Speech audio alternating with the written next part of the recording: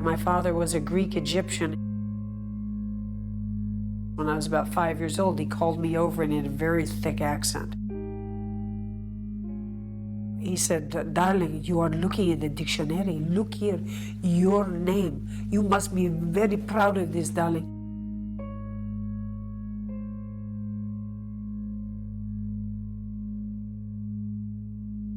It says, in Greek mythology, the nymphs that swam in the ocean, lake, river, and fountain to protect for the gods.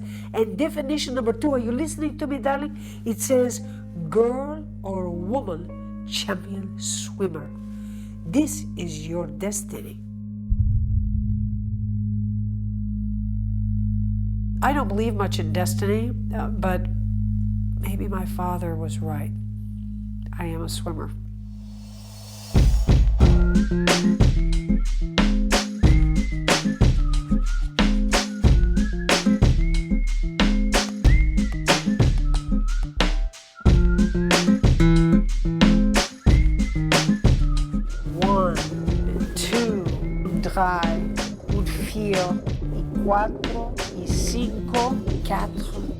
I'm always counting.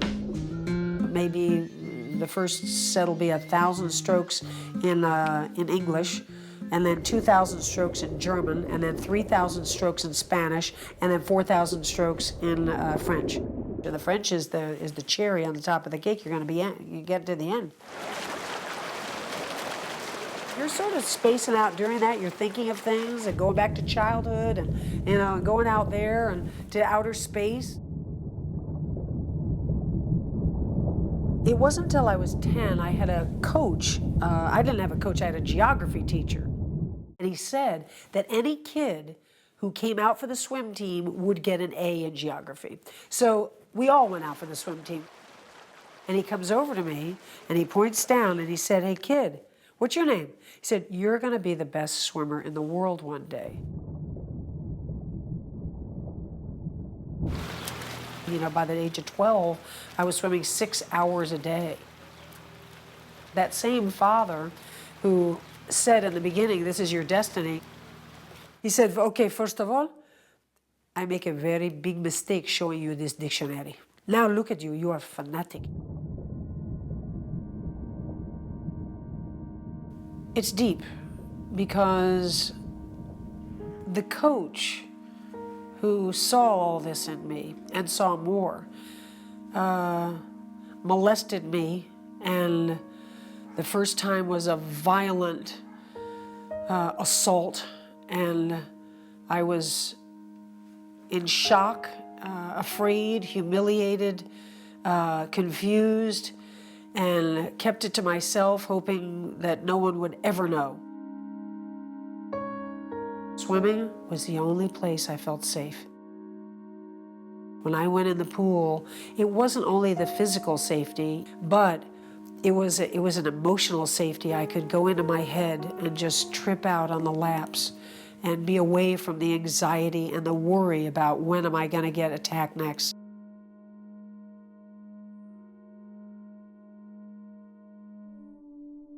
My teens and 20s, I was a world champion swimmer and held a number of world records in the ocean particularly. First woman to swim around Manhattan Island, and that sort of thing. I had done swims in Egypt and Italy and Argentina and the Caribbean and Mexico, and I was ready to retire. I wanted to do one legacy swim.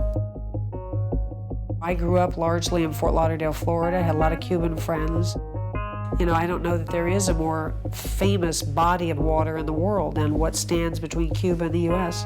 I thought, that's what I'll do. I'll swim from Cuba to Florida. It'll be legacy, it'll be history, it'll be epic. We went for 41 hours and 49 minutes getting blown off course. It was a huge effort, and I still had something left, but it was just not reachable. So I swam from the Bahamas over to the Florida coast, and that was 102.5 miles. you couldn't pay me enough money to go and swim another lap somewhere. I'd done it to the nth degree, the ultimate you could do it, and I was done.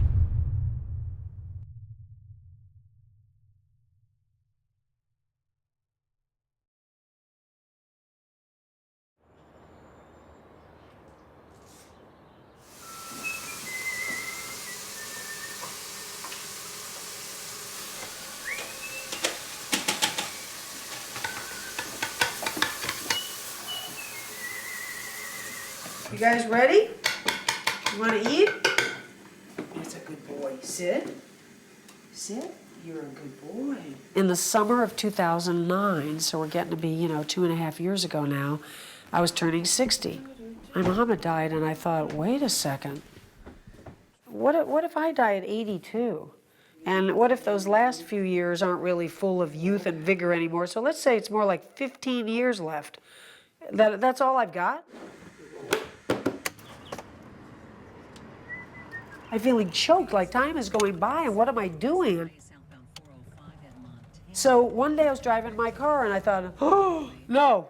Oh, my God, where did that come from? That's a weird thought. I'm going to go back and swim from Cuba to Florida. So in a clandestine way, for a couple of months, I went over to this little pool, and I just started swimming laps.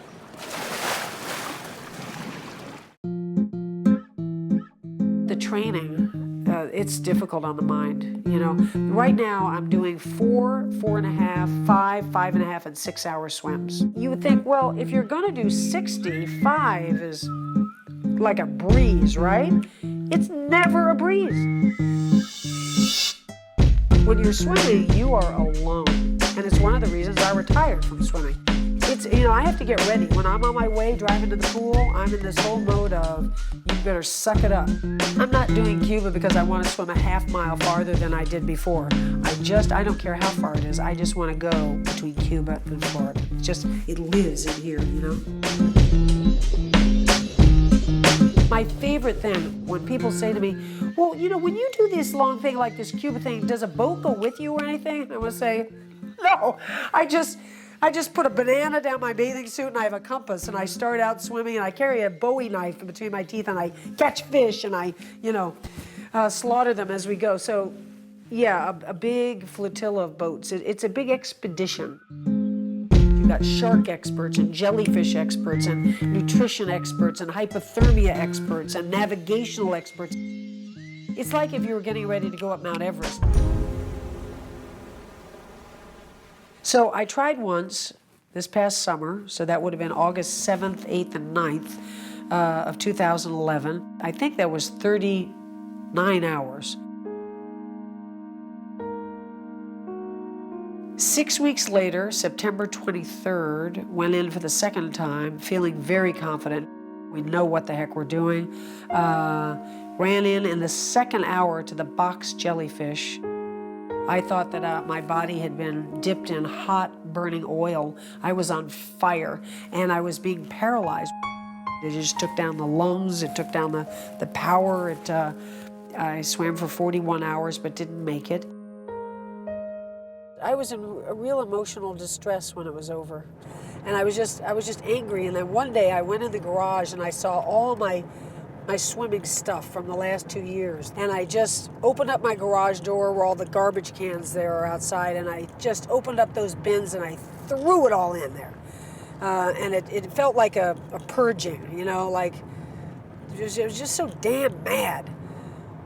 And then the garbage collecting doesn't happen until Friday morning, so the very next day, 24 hours went by, and I went out and got it all out, washed it off in the shower, hung it up, and put it in its place to get ready for this year.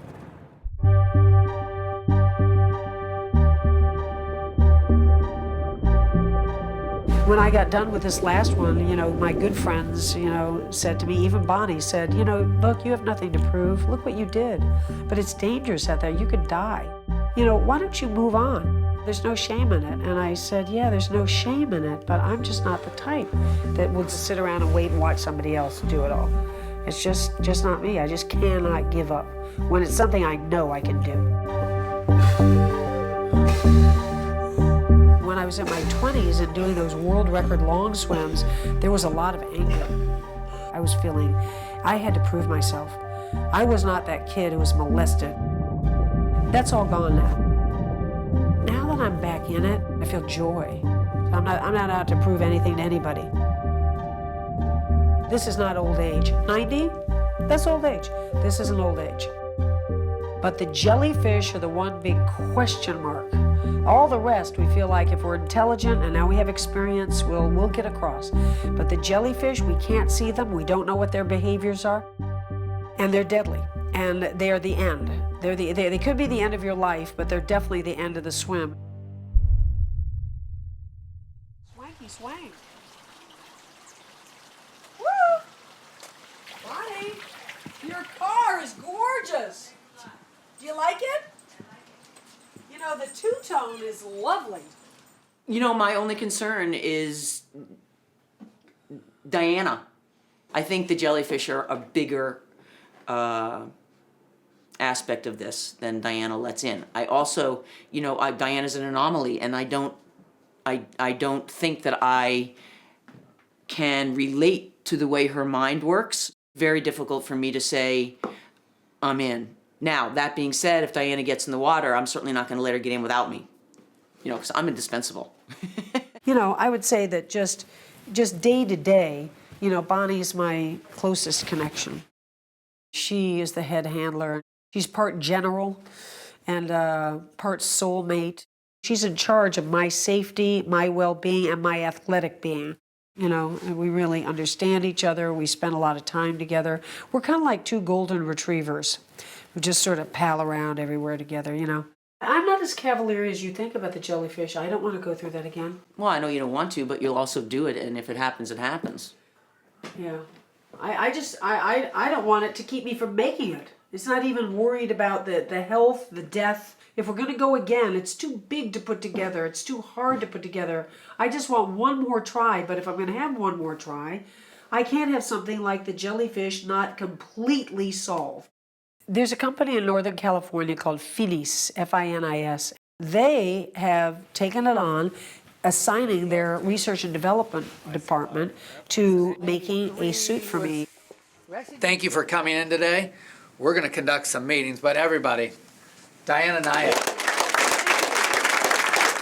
I want to go and have the athlete's experience. I want to have the journey. So I can't take a chance on all this training. It's extreme. And raising all the money, it's like $300,000 to make this thing happen. I can't do it if we don't find a solution to the jellyfish. So, you know, John Mix has stepped up and said, we're going to be your solution. And I'm going to come back here when I get that swim, and we're going to have a big old party, all right? All right. All right.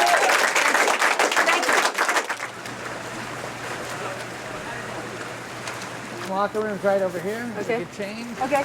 Okay, I'll see you in 5.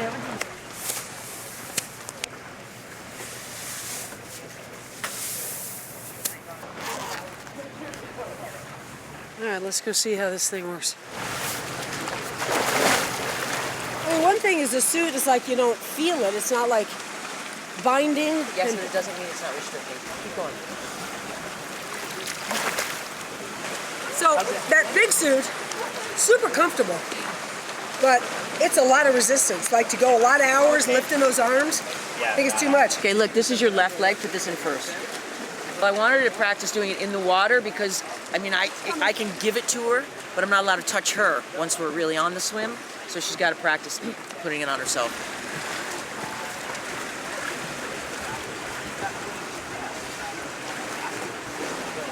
Great fit, easy to swim in, rips too easily. Right, right. But the legs were much less resistant than that first suit I tried. Great. Yeah, the legs were good. And then the long sleeve, it's too much work while swimming. Way. It's very comfortable though. Really comfortable, but a lot of work. Okay. That's it.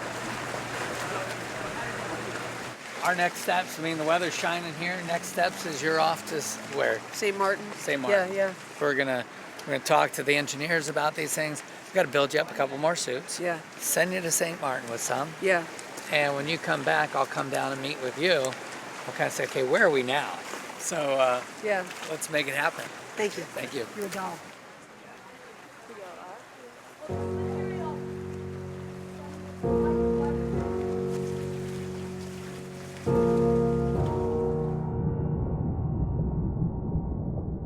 I don't want to be the person that tries and fails and tries and fails and tries and fails for years. I don't. It's a big, difficult, mammoth operation, and lots of variables could go wrong. So it's never going to be like, oh, for sure, we'll do it this time for sure. If it were for sure, lots of people would have done it already.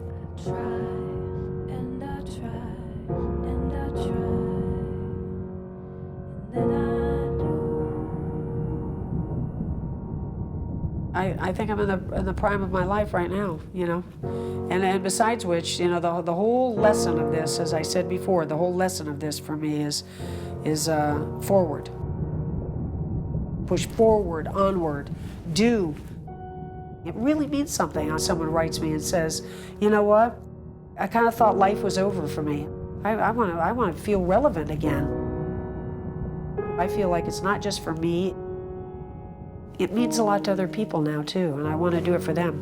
I want to get over there and show them that you just don't give up. I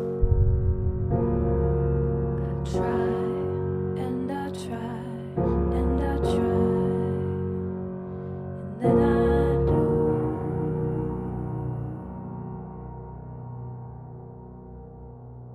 I try and I try and I try, and then I do.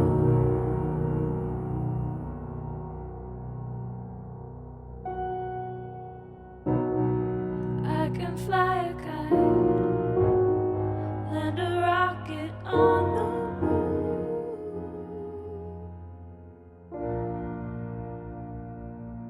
'Cause I'll try and I'll try and I'll try until I